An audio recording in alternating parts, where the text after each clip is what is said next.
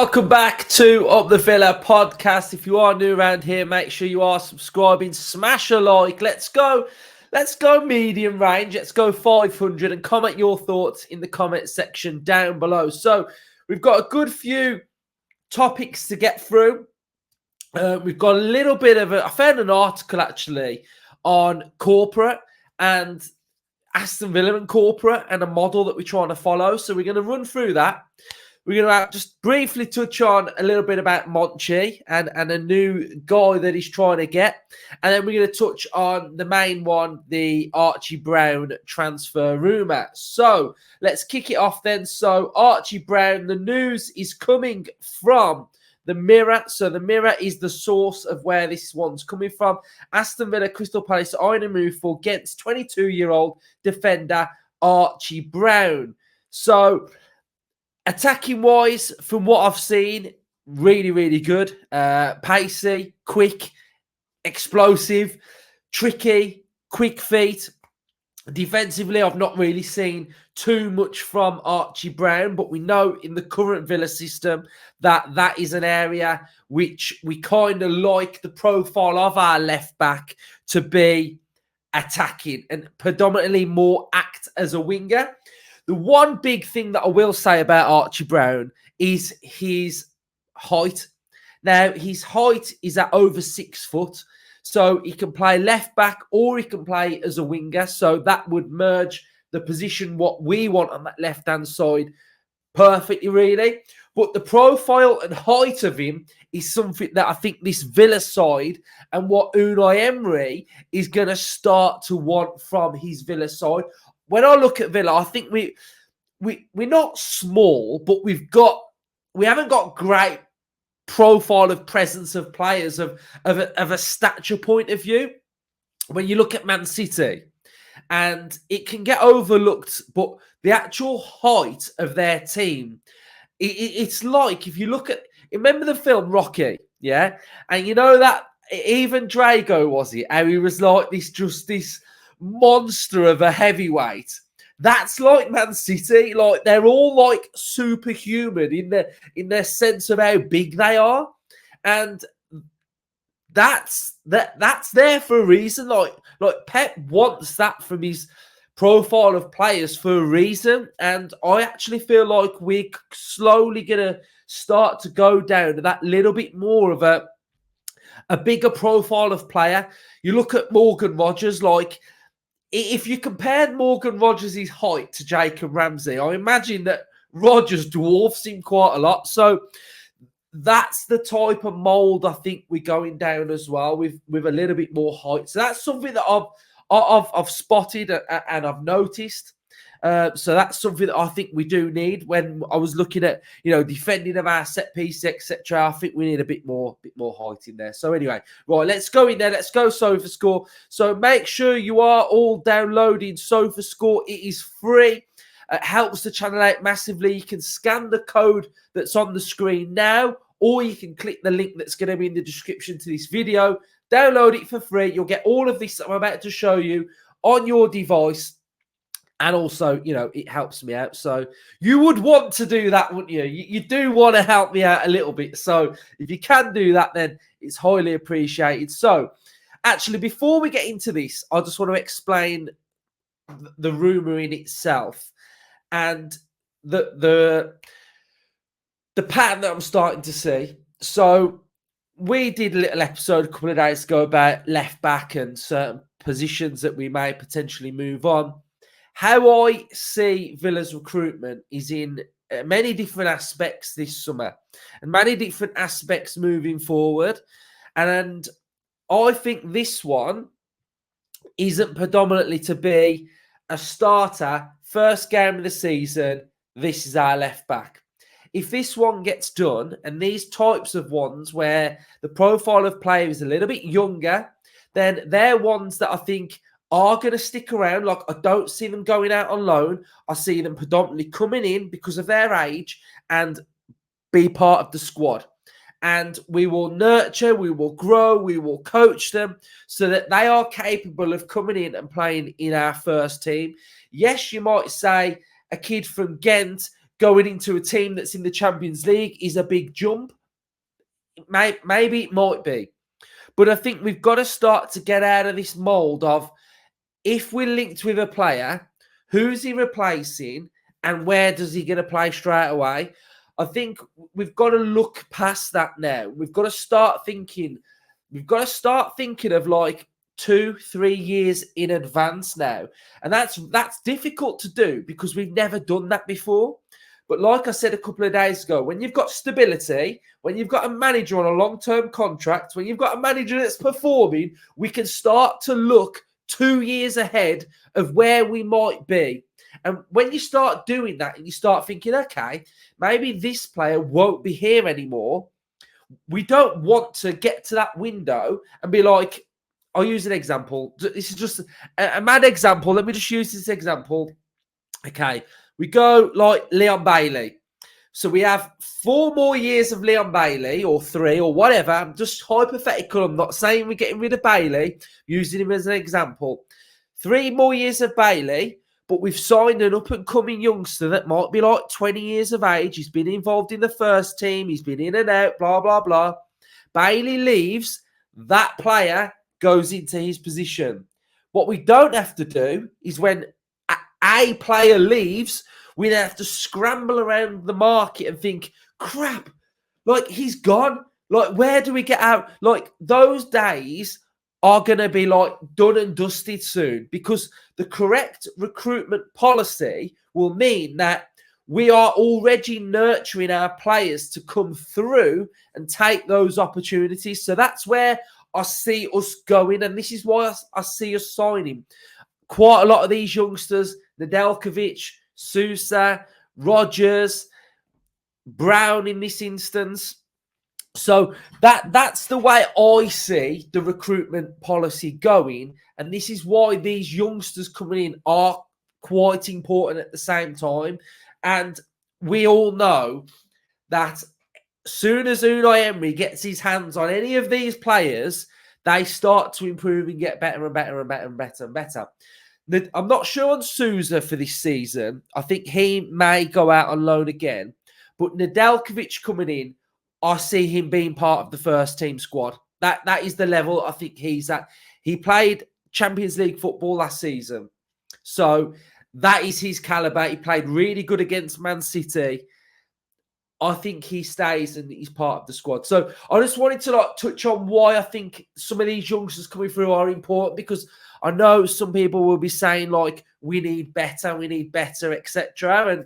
And there may be positions where we just go out and sign a star player.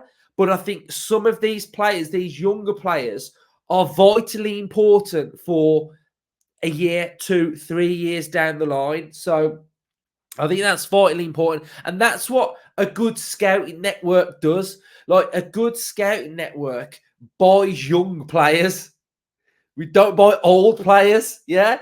Like, you buy young players because they are really, really good, and then they start coming through your first team, and then they become starters at the age of like 22, 23. And that's ideally what you want. You want your first team to be as young as possible. You don't want your first team to have an average age of like 29, 30, because the scope of that team has got a ceiling. You use an example. You look at Arsenal. You look at Arsenal's average age of their team. It's very, very young, which is really, really good. And it's what you want. So I always think a good balance in average age is good. But I think the more youngsters we can get coming in that are going to be involved in the squad, the better, really. So I got off on one a little bit, but it's just the way this channel works, right? So Archie Brown, 22 years of age, over 6 foot, left-footed. Right, the day we do a right-footed player on here, I think it's gonna be like, we're gonna have scenes. We're gonna have limbs. If we do a right-footed player on Transfer Hub, we will have limbs. That's gonna be the rule.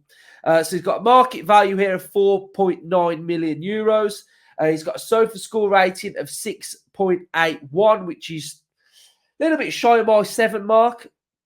As you can see, heat map, left back, left midfield. He played 31 games for Gent last season. He played 28 started 28, averaged 76 minutes, team of the week once. We've got no goals, but we've got 4 assists. We've got a passing accuracy of 74%. In his own half, 81%. Opposition half, 63%. Long balls, 43. We've got ball recoveries, 4.3, which is really good. We've got tackles per game, 1. Successful dribbles, 51%. Total duels won, 48. Ground duels, 46. Aerials, 55, which is good because of his height. We've got that he's, well, another interesting thing, place of birth, Birmingham. He's a Brummie. He's from England. He's been part of the Derby youth system before moving to Switzerland and then going to Genk.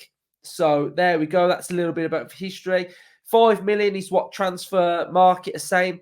Here now, this is why I think this one's quite exciting for me. Because he's now starting to get part of the England scene and the England setup. And I think it's really good. I think it's really, really good. England starlet in Belgium, attracting Premier League interest. We know that's Villa and Crystal Palace. Brown, who can comfortably play along the left side as a defender or winger, has just received his first England under-20 call-up ahead of friendlies in Sweden and Ireland. So we know that he's been at Derby, a little bit more interesting. We've got Cole, gold standard of left-backs. When you hear Brown's story, there's a sense of bravery to go abroad at such a young age to prove himself. Perhaps a difficult journey to those we have traditionally been accustomed to when you're looking at young talents. Brown is being rewarded for his courage as he will be meeting up with the England teammates at St George's Park. Ashley Cole is one of his his role models. Could we see Brown in the Premier League? A top number of international recognition. Brown is attracting interest from clubs in the Premier League and the rest of Europe alike. And he has said, not to sound generic, but I just wanted to be the best version of myself. If I can continue to be a student of the game, respect the game, and try and reach the highest level I can possible, we'll see where that takes me. Unai Emery can unlock a lot from you, my friend. He can unlock a lot. So, yeah, really exciting, this one. Young, promise for the future, and I like it. Right, now, saw this article, and I think it's a pretty good article, to be fair. So I'll run through it. But it sort of ties in what we've been talking about this week. You know, I think we've done some good episodes this week. We've done some good talking episodes about, you know, off-field stuff, and all your opinions was good. And you know what? I didn't get hammered. So thank you all in the comment section down below for not hammering me. Right. Aston Villa eyeing Bayern Munich model as 38 million off-pitch windfall on the cards. Aston Villa are looking to follow the example of the likes of Bayern Munich with their latest money-making scheme. Next season will be particularly lucrative one for Villa. In addition to the qualification of the Champions League, they have also signed a new 20 million a year sponsorship deal with Bertano and Adidas. They followed that up this week with the announcement that they've renewed their partnership with sleeve sponsor Trade Nation. That deal will likely be worth double the existing agreement.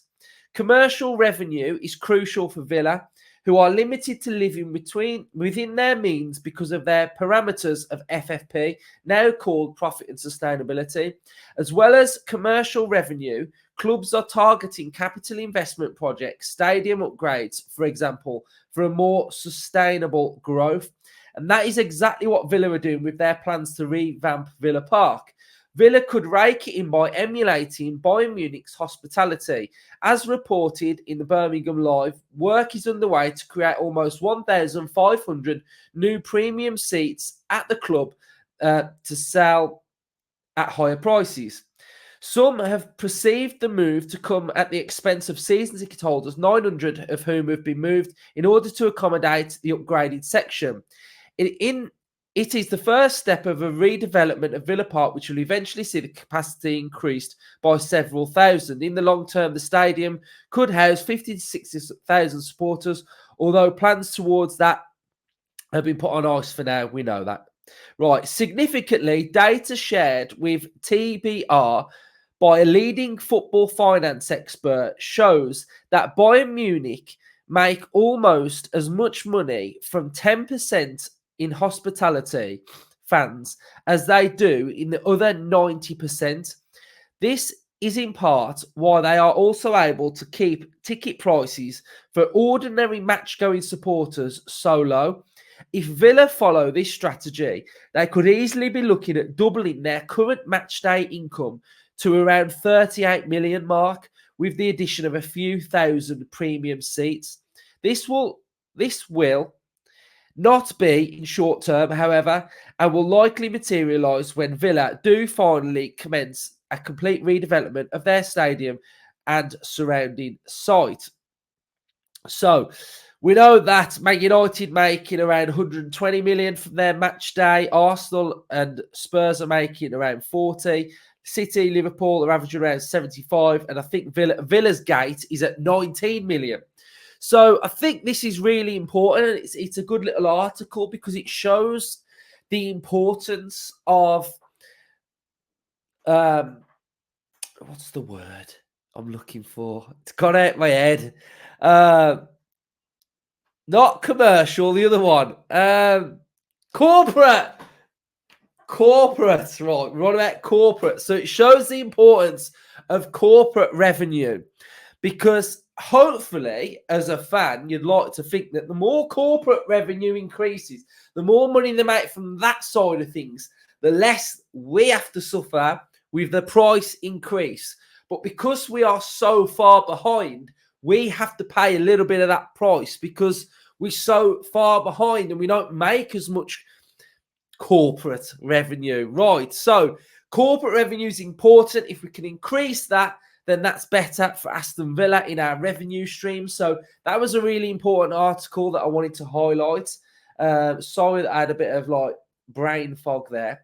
Right. And finally, the next and last part that I want to talk to you about is Monchi recruiting this guy, Antonio Fernandez Marchand, who is a scout that was with him at Seville. And apparently Aston Villa are in talks for this scout to be coming to Aston Villa as well. So the Monchi revolution is in full force, full flow, and it's exciting. So Champions League final tonight. Can't wait for it. Can't wait for it. I've done a little short, so go on the short and put your score predictions in.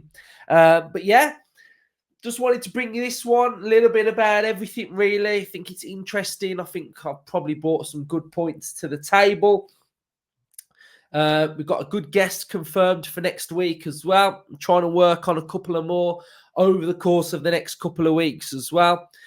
So, yeah, cheers, everyone, for watching this week. The content has been, you've all been enjoying the content this week. So, looking forward to that. And then we'll start turning our attention to a little bit of Euro stuff as well. We're going to do watch-alongs and all England stuff as well. So for you England fans, Scotland, if there's any Scottish fans that watch, we'll cover McGinn and stuff. And we'll look at all the different Villa players that are in the Euros as well. We'll keep a good eye on it all for the Villa perspective of things as well. So up the Villa, subscribe, like, comment, do all that stuff.